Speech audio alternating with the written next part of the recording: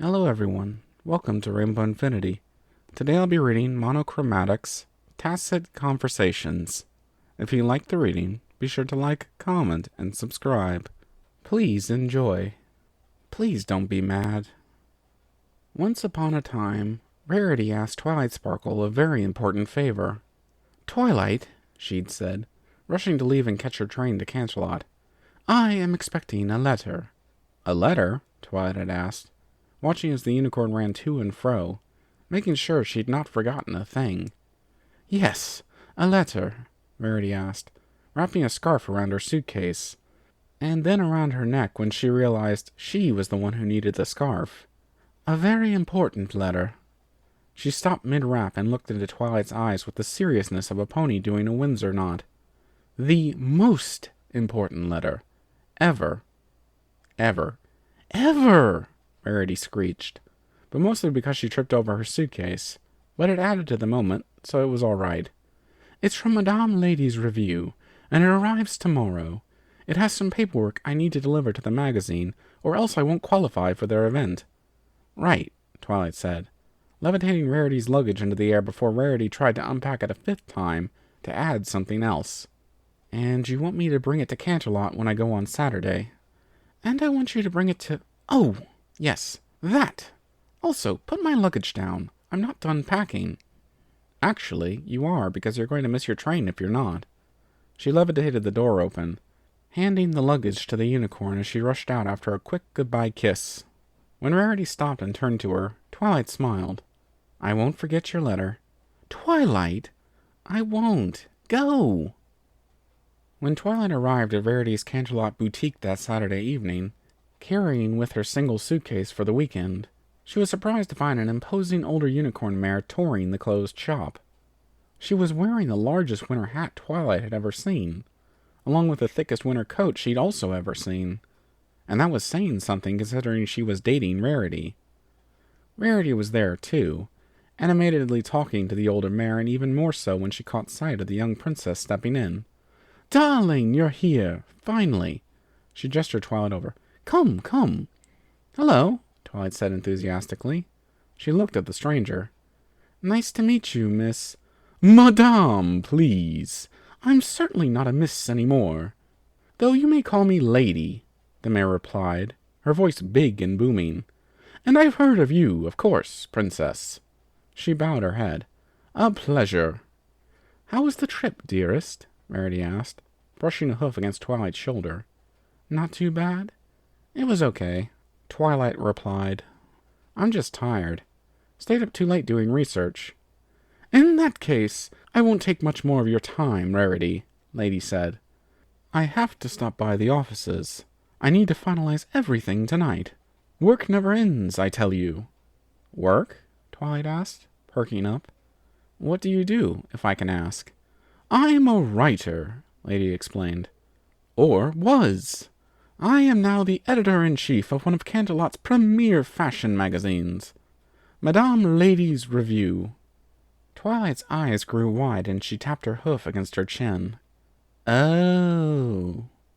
Madame Lady was very pleased, taking that as a sign of approval on the princess's behalf. Twilight and Rarity could read each other perfectly, you see. They didn't have to even exchange words. In a single moment's glance, just a look into each other's eyes, and an entire conversation could be had. Conversations such as, "Are you even listening to what this Duke is saying?" "Yes, unfortunately, and I'm all out of wine." Or, "Darling, darling, please." No, you don't need that personal sauna bubble chair. In this particular instance, Rarity's lovingly staring into Twilight's wide eyes, the following tacit conversation took place. "You forgot the letter, didn't you? Would it help to say that I love you very much? I am going to murder you." "That's fair." "Well," Rarity said in bed a few hours later, looking through her agenda, "now that my October has unexpectedly freed up, I should tell Rainbow Dash I'll be able to attend her Wonderbolts party after all." "I'm so sorry, Rarity," Twilight repeated for the umpteenth time, hiding under the covers.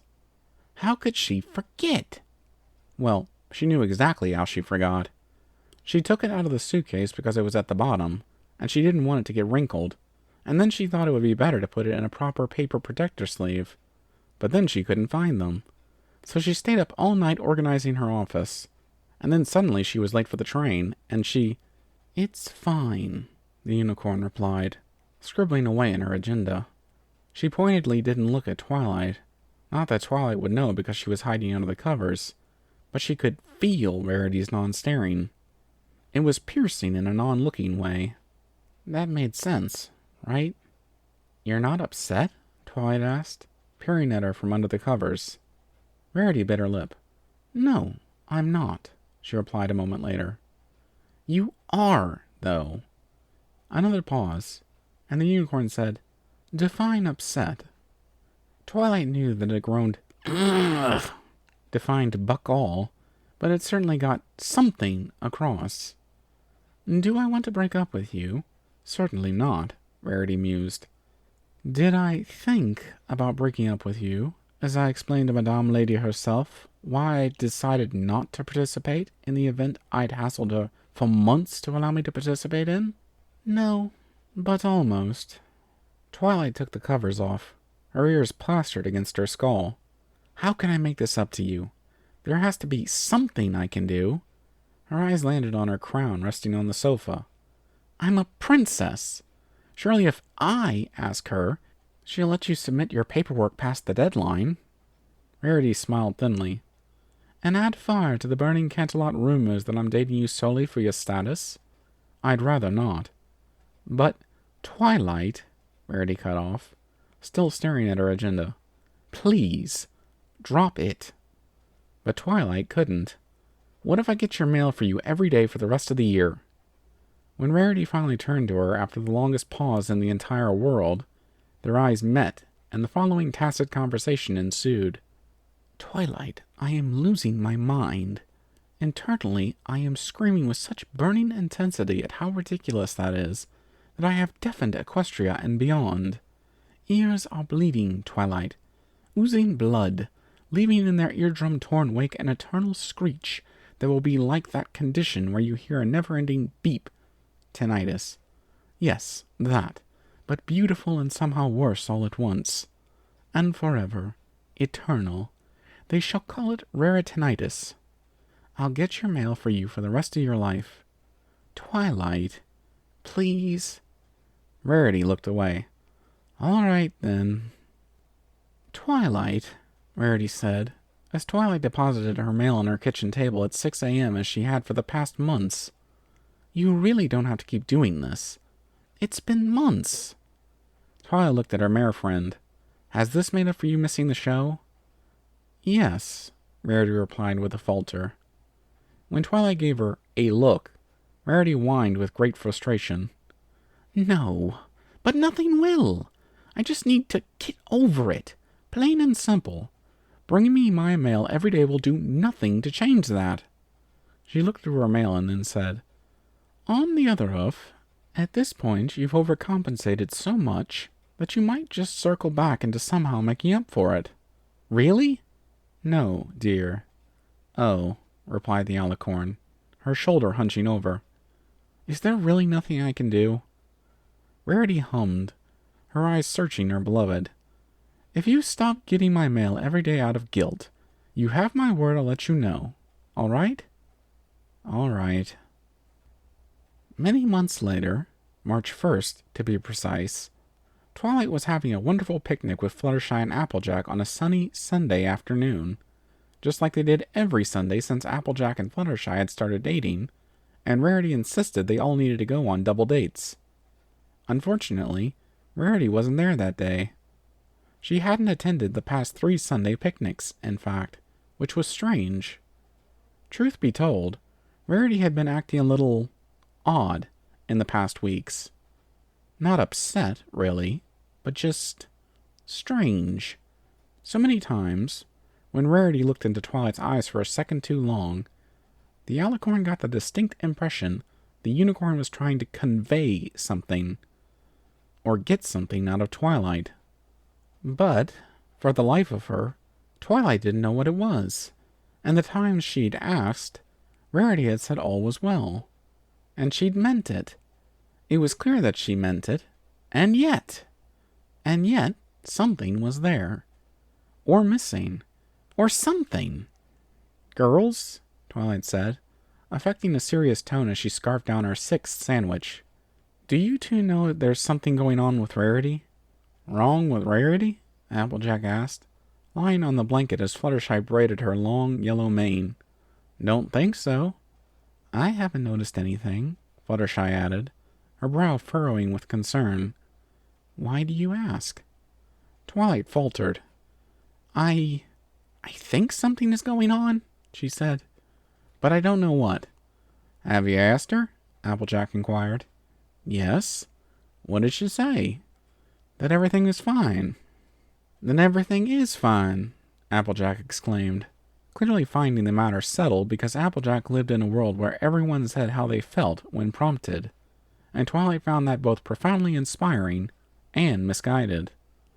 Said Fluttershy, who lived in a world where ponies often hid how they felt, including herself. Did she do the gesture? Applejack raised an eyebrow. The gesture? She didn't do the gesture. That's the problem. She didn't do it, but I can still tell something is off. Oh my. But if she didn't do the gesture, then... What's the gesture? Applejack asked with somewhat of a huff. Will some pony tell me? Fluttershy turned to her mare friend and bit her lower lip. What? Applejack asked. Is it a secret or something? No, that's the gesture, Twilight replied. Whenever Rarity's about to lie about how she feels, she bites her lip before answering. It's her tell. Well, I'll be. That's mighty useful to know. She turned to her mare friend. Do I have a tail? Fluttershy laughed, stroking Applejack's cheek. You do. Not for lying, because you don't, but you have one for when you're a little upset. I do? Fluttershy nodded. Your nose scrunches up. That's how I knew you didn't really like the food you ordered at Le Bistro Escargot. Wait, Le Bistro Escargot? Twilight asked, pleased to learn this information. That's Rarity's favorite restaurant. When did you go? Last month, Applejack replied. For Hearts and Hooves Day, Fluttershy finished. Twilight's eyes grew wide and she tapped her hoof against her chin. Oh. Applejack smiled, similarly pleased. Yep, took her to the fanciest place in town. Isn't that right, Honeycomb? She cut herself off, catching Fluttershy looking quite distraught. What's wrong with you? Fluttershy winced. Oh, well, one of Twilight's tells for when she's realized she's done something wrong is to say, oh, and tap her chin, she explained. Applejack's gaze fell on the alicorn, her nose scrunching up. What did you do wrong, Sugar Cube? Well, Twilight replied, her voice quite small. I just realized I forgot about Hearts and Hooves. Oh, dear. Now, hold on. As in you forgot it had happened recently, or as in there was a Star Scroll convention in Manhattan during the weekend of the 14th of February, and I went to that instead of celebrating the holiday with Rarity, because I forgot Hearts and Hooves was even a thing. But didn't Rarity say anything? Fluttershy asked. No, Twilight replied, burying her face in her hooves. She was there with me when I bought my train tickets. She didn't say anything. Is that what's wrong? Why wouldn't she say anything? Maybe she thought you cared more about your convention, Applejack mused. Which you did. Applejack, don't say that, Fluttershy chastised, even though Applejack was right. And Twilight knew it. But when Twilight had asked Rarity if anything was wrong, Rarity had said everything was fine. And she didn't even do the gesture. Unless she knew her own tells? It's okay, Twilight suddenly said, taking her face out of her hooves. I'll make it up to her. Exactly a week later, Twilight tried to look dashing rather than tired as she rowed Rarity and herself across a moonlit lake. Normally, rowing a little boat wouldn't be tiring at all for the princess. But to be fair, This was coming off the heels of an extravagant dinner, and a lovely picnic, and waking up at 6 in the morning to prepare Rarity the best breakfast she'd had in her entire life. "Oh, darling," Rarity said, completely enamored by the alicorn. "Today has been truly something else." "Good," Twilight replied, putting the oars down so as to hold Rarity's hoof, and also give her forelegs a break, but that was beyond the point. "I'm glad, Rarity. You deserve a wonderful date, and I wanted to give you one." "Do I? My," Rarity giggled. "Well, Your Highness, you have certainly delivered that and more. Though," she tilted her head to the side. "What's the occasion?" "Occasion?" Twilight did not yelp. She said it in a very composed manner. She did. "There's no occasion. I just wanted to take you out on a simple date." Rarity laughed. "A simple date? This is a simple date? My! Is this how all of our dates are going to be, then?" "No," Twilight replied. "Just this one." "Just this one?" Rarity leaned in and offered a dazzling smile. "Just because?" Twilight licked her lips. Just because." Rarity admired her for a moment, and then smiled slyly. "You're lying, Princess Twilight Sparkle, and don't try to deny it." What? Twilight protested, cheeks flushing.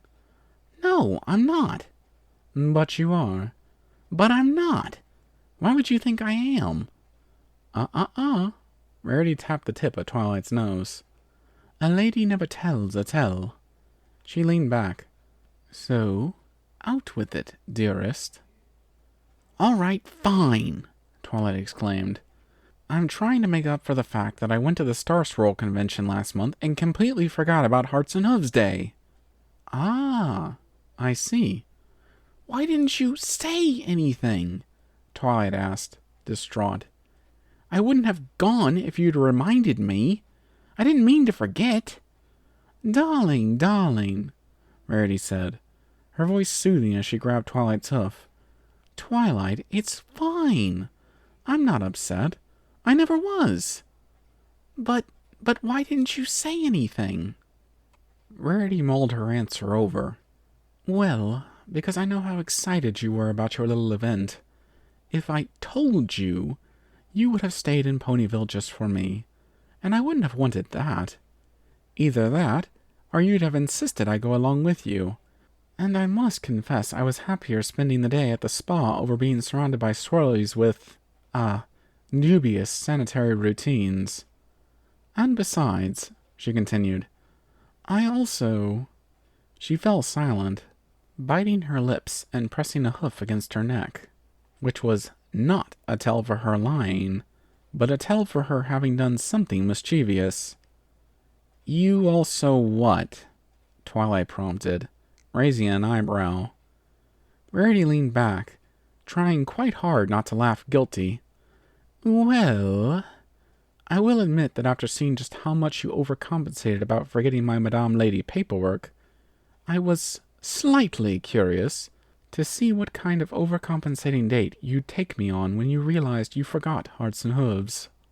As Twilight's narrowed eyes stared straight into Rarity's fluttering, loving ones, the following tacit conversation took place. "Rarity, would it help to say that yours is the only beating heart that keeps me alive every day? I am going to murder you." "A crime of passion. Ooh, just make sure I leave behind a lovely corpse." Finally, Twilight Sparkle broke into a smile, endeared by the giggling unicorn before her. Please tell me I finally made up for that stupid letter." "You have," Rarity replied in a smitten whisper. "In full." Thank you for listening in. I hope you enjoyed the reading. Until next time, stay tuned.